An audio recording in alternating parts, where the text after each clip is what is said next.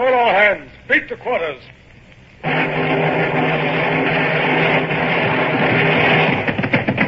out the guns. Stand by the starboard battery. One broadside into it, if you please, Captain Bush. Pointers on target. Linstops ready. Aye, aye, sir. Ready. Fire!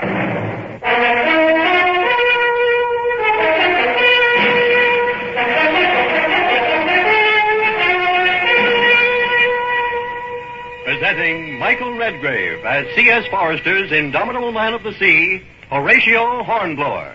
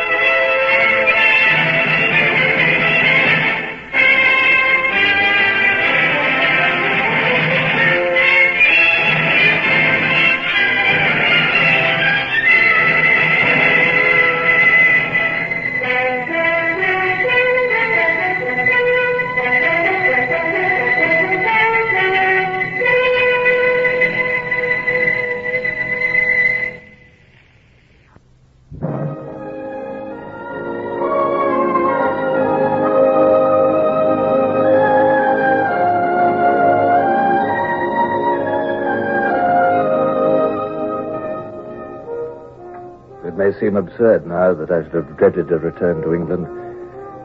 But in spite of my present years and honors, I'm under no illusions as to the fickle nature of the public. And neither was I then. Whatever had occurred since, there was no gainsaying the fact that I had lost my ship, the Sutherland, in battle, and that I should be called to account for it. If the court-martial should decide that I was at fault, disgrace, or even death might await me. My thoughts were as somber as the grey dawn about me as I paced the deck of the Witch of Endor and the coast of France fell away over the horizon. Captain ahoy! What captain is that? At the sound of the English voice, words failed me for a moment. At least there was no need now to hide in the mist. On the other hand, it brought nearer all the future which I was dreading. I say, what captain is that? Well, I'd fly my colors to the last. If my career was to end, it would end with a joke. His Britannic Majesty's Armed Cutter Witch of Endor, Captain Horatio Hornblower. What ship is that? I am Captain Sir Thomas Hardy. What did you say that captain was? You must think we're mad, sir. The Witch of Endor has been a French prize for a year, and you've been dead for 6 months. Ahoy there! Come under my lee! No tricks or I'll sink you! Very well, Mr. Bush. Ease her in under the stern of that two-decker and bring her to the wind under the lee.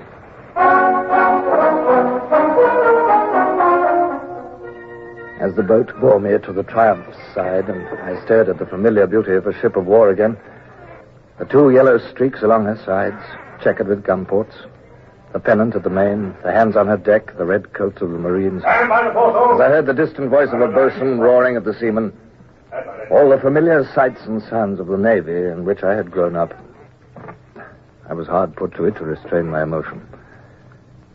This was indeed the end of my long captivity and flight. Hardy was there on deck, his huge bulk towering over everybody. I saw his expression alter.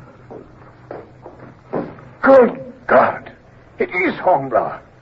Welcome back. Give me a hand, sir. Thank you, sir.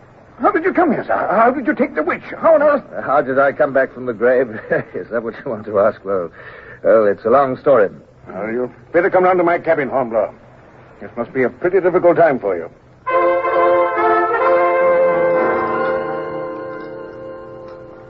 Didn't you know Leighton was killed? No. No, don't worry about me. I've heard nothing for months. Yes, he died of his wounds at Gibraltar. Oh, I see. Have you heard anything of my wife? Well, I remember reading that she was awarded a civil pension by the government when the news of your death arrived. No other news, Hardy? There was a child on the way. Oh, none that I know of. But then I've been 4 months on this ship. I wouldn't hear anything.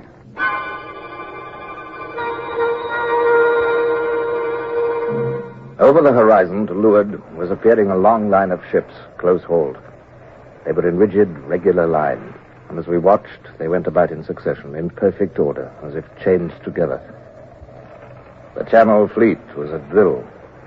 18 years of drill at sea had given them unquestioned superiority over any other fleet in the world.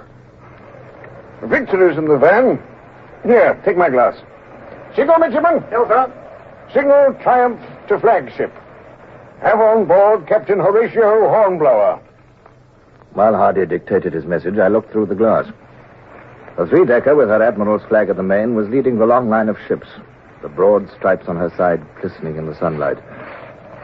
She'd been Jarvis's flagship at St. Vincent, Hood's in the Mediterranean, and Nelson's at Trafalgar. Now she was Dismal Jimmy's. A tragedy, if ever there was one. Signal hoists were soaring up her yardarm. Hardy was busy dictating replies. The Admiral signaling for you to go aboard. I trust you'll do me the honor of making use of my barge, Horatio. The Triumph's barge was painted primrose yellow, picked out with black. And so were her oar blades. Her crew wore primrose-colored jumpers with black neckcloths.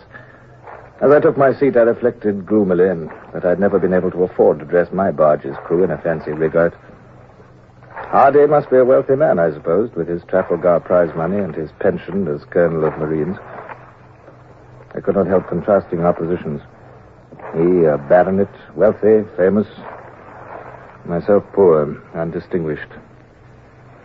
And awaiting trial. Marines, return! Welcome aboard, Captain Hornblower. I'm Calendar, Captain of the Fleet. His Lordship gave instructions for you to be shown to his cabin. Will you come this way? Thank you.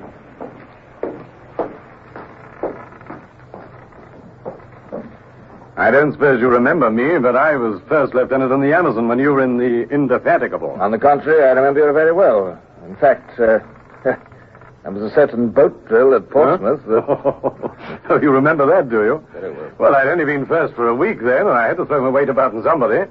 Oh, here's his Lordship's cabin. Thank you. Will you make yourself comfortable while I tell him you're here?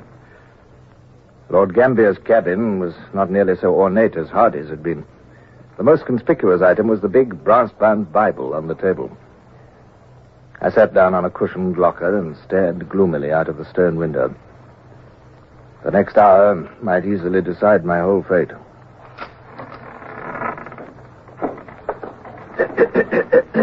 Pardon me, sir. I am the Admiral's clerk. Yes? His Lordship will receive your report shortly. In the meantime... Well, what's that you're hiding behind your back? I'm afraid, sir, that I have bad news for you. What news? Well, come along, man, out with it. The fellow had an odd expression on his face, and although I spoke up boldly enough, my heart sank. Was it possible that my case had already been prejudged? Was I to be arrested, tried, condemned, shot? I remembered having seen this paragraph in the Morning Chronicle of 3 months ago, sir. I showed it to His Lordship and Captain Calendar as they decided it ought to be shown to you as early as possible. Well, His Lordship says... Well, give me the paper. What is the paragraph? I'm afraid it's very bad news, What sir. gammon, blast you. Let me see it. The Lord giveth, sir, and the Lord taketh away. Blessed be the name of the Lord. We regret to announce the death in childbed on the 7th of this month of Mrs. Maria Hornblower, widow of the late Captain Horatio Hornblower, Bonaparte's martyred victim. The tragedy occurred in Mrs. Hornblower's lodgings at Southsea, and we're given to understand that the child, a fine boy, is healthy. His Lordship instructed me, sir, to inform you of his sympathy.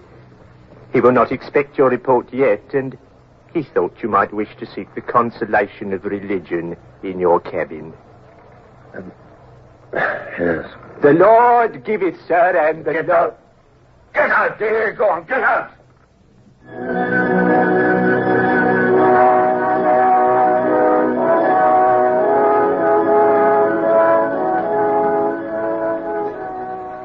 actual Battle of Rosas, my lord, before I surrendered the Sutherland, 117 of my ship's company were killed and 145 wounded. 44 of the latter died before I was taken to Rosas. A tragically high proportion, Captain. Good God, more than half your crew out of action before you surrendered? If you remember, my lord, Thompson and the Leander lost 92 out of the 300 off Crete, and everyone said what a gallant defense he'd made. I was aware of it. Please go on, Captain.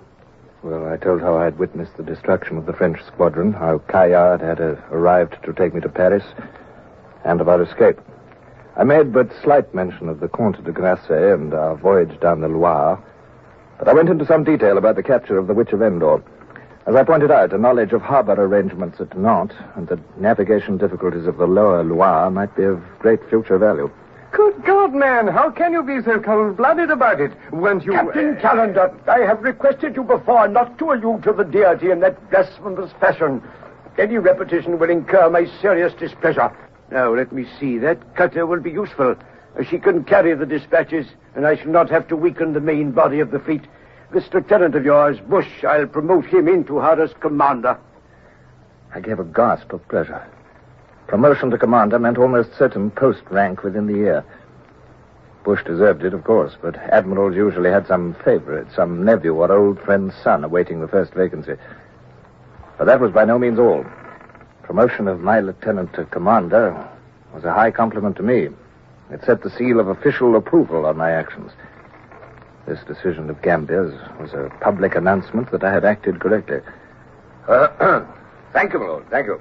I hope you will continue to be my guest until I sail for Portsmouth next week. It would be best, I think. Yes, my lord. Thank you.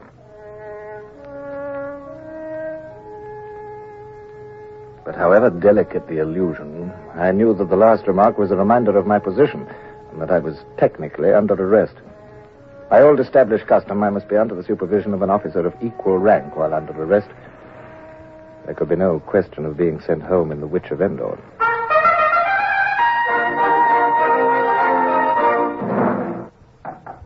Come in. Bush, by all that's wonderful. Come in, man. Sit down. Here, let me take those parcels. Oh, by heaven, it's good to see your honest old face again, Bush. Look, have a drink. How have you been getting on? What have you been doing? Did you... Easy, sir, easy. I'll tell you about it, sir. But first of all, this is the first chance I've had to thank you for my promotion, sir. Oh, don't thank me. You must thank Lord Gambier. I know who I owe it to all the same. They're going to post me as captain this week. Ah. They won't give me a ship, not with this wooden leg of mine, but there's a job at Sheerness waiting for me. I'd never have been a captain but for you, sir. Oh, rubbish. Well, how are you, Bush? How are you? Oh, fine, sir, thanks. And you? Oh, I was sorry to hear about Mrs. Hornblower, sir. Yes. I took the liberty of bringing out your letters. Oh, this thank you, big Bush. package is a sword, I'm sure, sir. Oh, well, let's open it and see. Well, by heavens. Oh, Bush, I never expected to see this again. I know that gold scabbard anywhere, sir. It's the 100 Guinness sword that the Patriotic Fund gave you for your defeat of the Natividad in the Pacific. Yes. You should see the newspapers. You're famous, sir, so you ought to be. And there's plenty more news. Oh, what news, Bush? There's the Witch of Endor, sir. Oh, yes, what about it? The Navy bought her yesterday at the prize court. All £1,000 was the price, sir. I was greatly impressed by the tact with which Bush allowed me to assimilate all this. I would not have expected such delicacy from the tough old campaigner. But I was already beginning to realize that I still had much to learn about people. The first dozen letters were from people unknown to me, but all congratulatory. 2 were from madmen, apparently, and 2 more from peers. And then I saw a letter in a hand which was known to me, and my heart constricted as I stared at the envelope. It was from Lady Barbara. Bush and the ship and Portsmouth and all the present world spun and vanished at the sight of the letter. I was not reading. I was listening again to that dear, modulated voice which I had not heard for so many weary months. It is hard for me to write this letter. So overwhelmed am I with pleasure and surprise at hearing that you are free and well. I hasten to let you know that I have your son here in my care. My son, Barbara, has him. Oh, God bless her. When he was left orphaned, I ventured to take charge of him and make myself responsible for his upbringing, while my brothers, Lords Wellesley and Wellington, consented to act as his godfathers at his baptism, whereat he was consequently given the names of Richard, Arthur, Horatio. Richard, Arthur, Horatio, and Wellesley and Wellington behind him. Oh, the boy's fortune's already made. Richard is a fine, healthy boy with a wonderful resemblance to his father, and he has already greatly endeared himself to me. Let me assure you that I shall look upon it as a pleasure to continue to have charge of Richard until the time comes for you to take him away. I can easily guess that you will be much occupied with affairs on your arrival in England, but you will be very welcome should you care to call here to see your son, who grows in intelligence every day.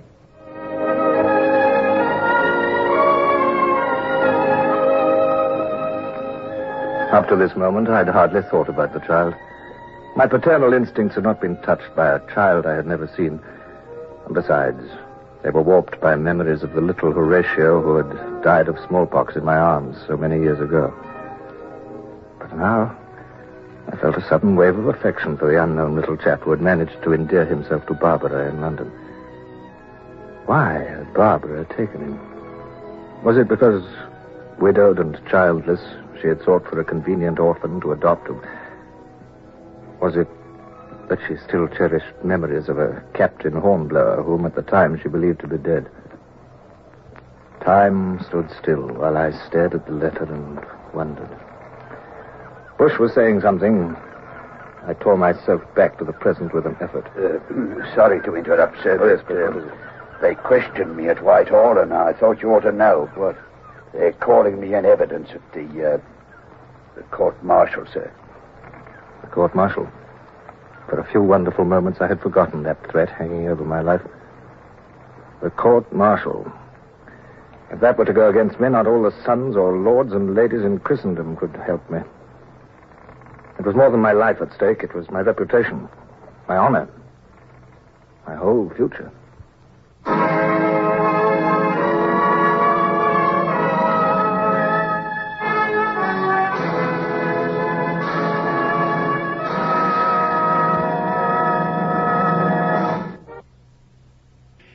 Horatio Hornblower, starring Michael Redgrave, is based on the novels by C.S. Forrester. Music composed and conducted by Sidney Torch.